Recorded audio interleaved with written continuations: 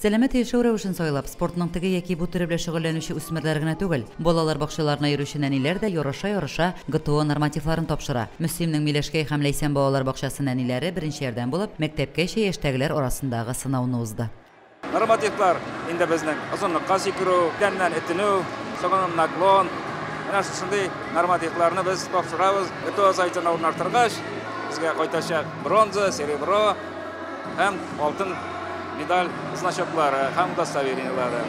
Бу көнне ГТО нормативларын 60 бала тапшырды. Сабыйлар 5 төрле ярышта үзләренең егәрлекләрен сынады. ГТО буенча 6 баскыч исәпләнә. Мәктәпкәчә яшьтәгеләрнең күрсәткечләре беренче баскычта бәяләнә.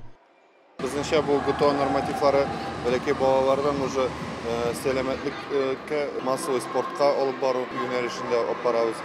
Бу бәләкәйләрдән башлап зурларга хәтлек бу ГТО нормативлары сдаваться ителә.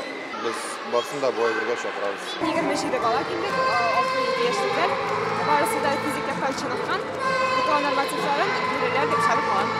15 апрель көнне шушындый ук чарада Мөслимнең Кояшкай күбәләк Карлыгач нәниләре дә катнашты. ГТО нормативларын тапшырырга 81 бала килгән иде.